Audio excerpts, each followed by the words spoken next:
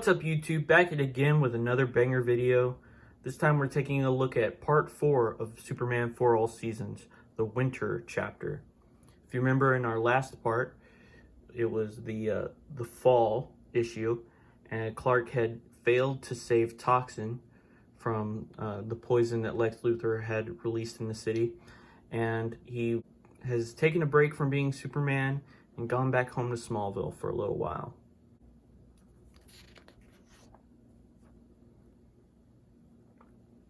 So this is the boy from issue 1. Remember I said he comes back eventually. His name's Trevor, and he's playing on the ledge of this metropolis skyscraper when one of these Lex Luthor robot Iron Man guys shows up again, from the same guys from issue 2. And he shows up just to say, to basically tell the kid to stop playing on the ledge because it's dangerous. Lex Luthor is using these guys to try and replace Superman. You know, he hates that that Superman has stolen the spotlight away from him in Metropolis. So he's introduced these new guys in these flying suits to sort of replace Superman. We see that a Welcome to Metropolis, home of Superman billboard is being covered up by a billboard that says LexCorp, there for you always.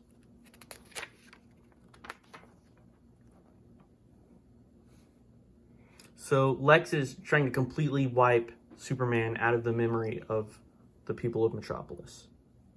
Back at the Daily Planet, Lois is talking about how Clark Kent has taken personal days off to visit family and how nothing has happened since he's been gone. She says it's almost like he knew that, you know, Superman wouldn't be around. And she almost gets suspicious of him for a moment. But then she says, Lois Lane, that's the stupidest idea in the world. You know, she can't believe that, you know, a guy like Clark Kent might secretly be Superman. I remember there was an issue of the John Byrne run of Superman title, where Lex Luthor uses a computer to figure out who Superman might be, and it comes up with the answer that it's Clark Kent. And at the end of the issue, Lex Luthor says, oh, the computer must be broken, because there's no way that that could possibly be true. Anyways, that's what this reminds me of. Back in Smallville, we see that Clark has finally gotten a chance to reconnect with his high school sweetheart, Lana Lang. They're enjoying the snow in Smallville. And they walk along the bridge and they decide to lay down in the snow and make snow angels. And Clark's looks exactly like Superman. If you remember in issue 1, Clark showed Lana that he could fly. So she knows that he's Superman.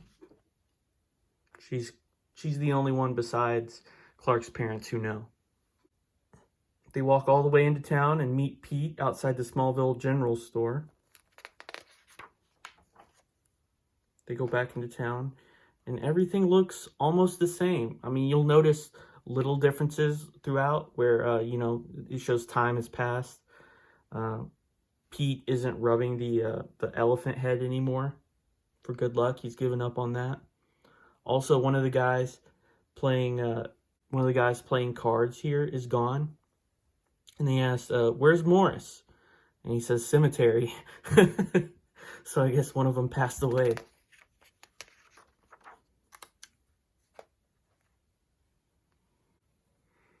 So this page it's kind of sad. I feel bad for Pete in this book. He really gets he gets a raw deal, in my opinion. He's sort of mad at Lana and Clark for coming back because in his eyes, you know, Smallville is a dead-end town where, you know, he's wasting his life. And he says, like, they have so much going for them. Why would they ever make the horrible decision of coming back? So you can't even see how wrong that is.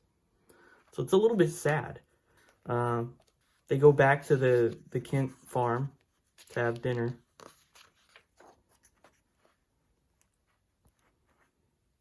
And Clark is carving the turkey. There's a knock at the door. And it's Chief Parker. He's coming to to warn everybody that there's a flood happening. And he says the Cedar Bluff Reservoir is running over and the Smoky Hill River is spilling out everywhere. Folks are gathering over at the church and Pastor Lindquist is setting up cots. So he's going door to door warning everyone about the flood. And, Martha is talking to Jonathan. She's like, Jonathan, it's been a long time since we've dealt with the flood. We're much older now. And he says, don't worry, we'll make it through this. We'll get up early in the morning and we'll head for shelter. We just got to make it through the night.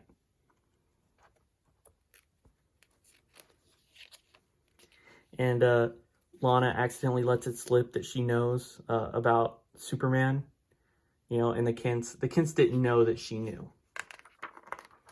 And Clark says, yeah, she knows. Here we get another reference to that panel early on in the book. You'd see that his curtains, they aren't red anymore. Since he's kind of given up being Superman for the moment, we see that, the cape, the red cape, isn't hanging in the window anymore.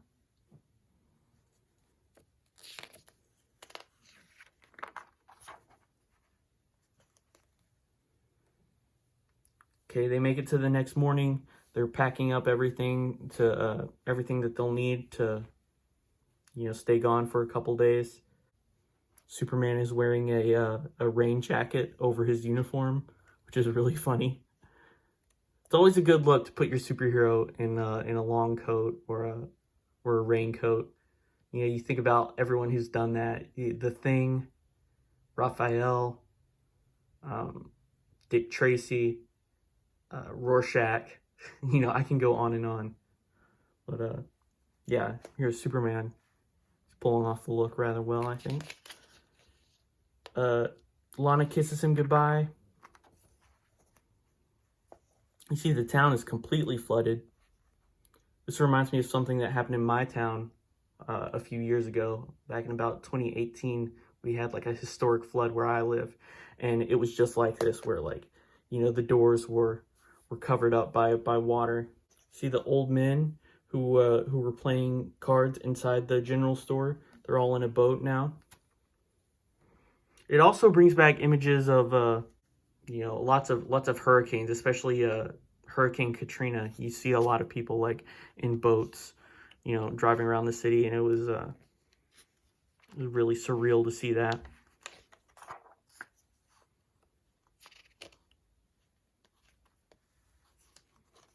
So Superman, he gathers up trees, big stones, a fallen silo to kind of brace the reservoir, the dam here, and keep it from spilling over.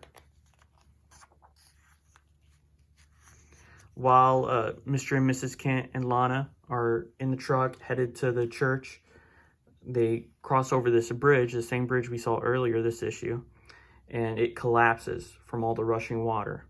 And Shelby and Jonathan fall out of the truck and into the river. Martha screams, Jonathan, and Superman can hear her, so he rushes to help. He catches the truck before it falls into the river and carries them to safety. And then he goes looking for his dad. And he finds him clinging to a log, a piece of driftwood. He brings him back. And they're like, where's Shelby? Where's the dog? And Shelby swam to a rock. So she made it too. I'm glad, because, it's always sad when they kill the dog. They all make it to the church, where they all stand outside with candles. And the pastor says, well, at least no lives were lost. It's property damage, but no one died. And here we have another reference to the beginning of the book. Since Superman has saved the day, he's going back to Metropolis now. And he's saying goodbye to his parents and goodbye to Lana. His place is in Metropolis now.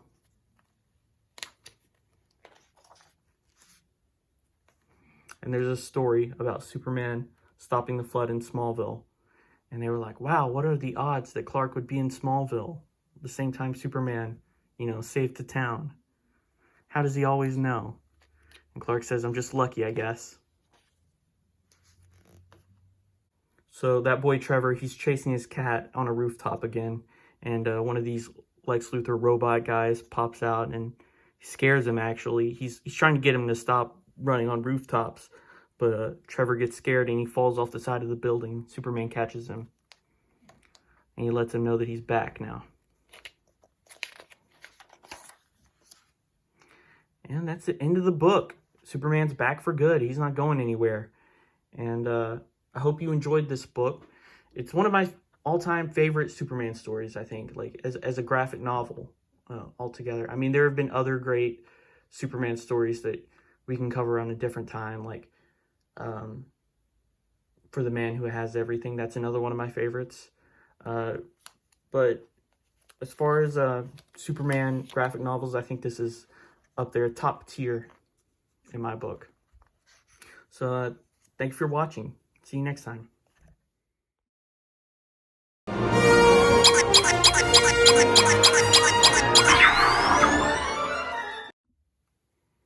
Hey guys, I just wanted to take a quick moment to look at the back matter of this book. There's several short stories that appeared in various places after the main series concluded. Written by Jeff Loeb and Tim Sale, but with someone else coloring these, obviously.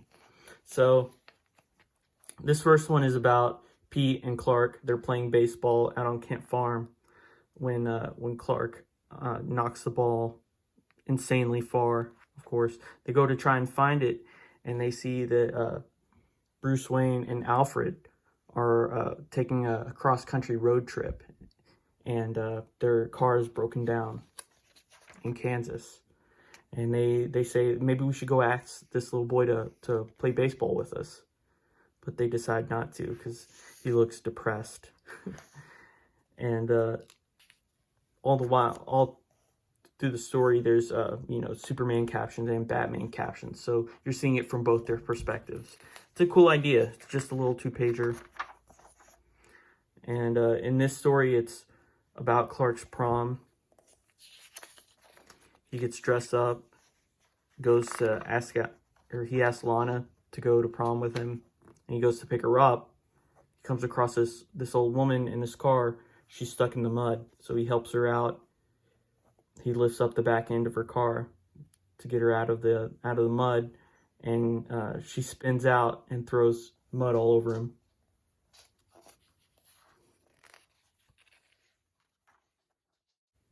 So to clean himself off, he has to fly up into the clouds and into the rain, and he spins himself clean. And he's able to meet them at the general store, Pete and Lana. And you see that Pete doesn't have a date. Again, like, I feel like Pete, he gets a raw deal in this book. Like, he didn't get a date to prom. He doesn't move away. He's stuck there alone. And yeah, at the end of the story, we get a caption from Lana that says, maybe I'll call Pete Ross. So you think like, oh, they might end up together. But to me, that's kind of lame because, she wanted to be with Clark. But I guess Pete is, her backup option. Like, he's not her first choice, but he's, the silver medal or whatever. Anyways, he's taking their photo, and poor Pete.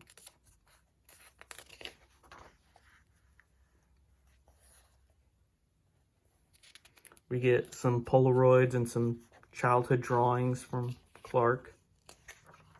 Sort of a scrapbook feel. See his first costume, first day at work.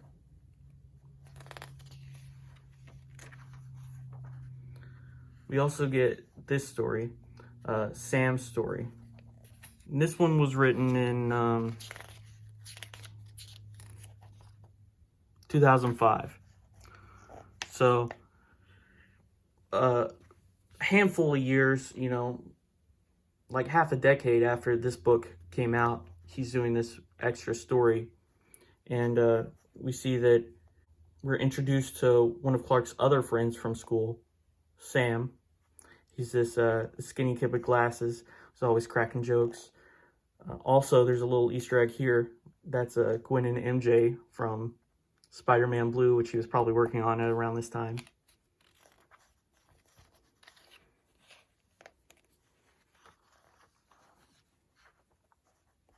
So the story goes that This kid that Clark knew in school, sat next to in a lot of classes. He shows up to school one day with crutches, and he just says, "Oh, I just got hurt playing soccer." And Clark says he must be joking because everyone knows that this boy doesn't play any sports. And he's able to use his X-ray vision, and he sees a spot of cancer in Sam's femur. Flash forward a little while. Sam shows up to Clark's house, and he's lost his hair. And Clark says, "What can I do to help?" And Sam just says, "Be my friend." "Clark, I've got the best friends, the best doctors, the best outlook. Don't worry." And just a couple months later, he's gone. And there's an empty desk at school. And Clark's depressed, and he runs away for a little while. But he comes back home, and he has a talk with his dad out on that porch swing. And it ends with Sam's gravestone and Superman warning his friend. He has all these powers, but he can't stop cancer. Also, I forgot to mention, Sam is the same name of Jeff Loeb's son, the guy who wrote this story. And Sam passed away in 2005, the year that this story was made, from bone cancer. So this story was about him, sort of dedicated to him in his memory. Anyways, it was almost completed. I read online it was almost completed before he passed away. But unfortunately, he didn't get to see it finished. So that's a sad story. Sorry to end it on that note. Here's more of a scrapbook to hopefully cheer you up, and some preliminary sketches. This was the cover of a Wizard magazine, number 85, from September 98.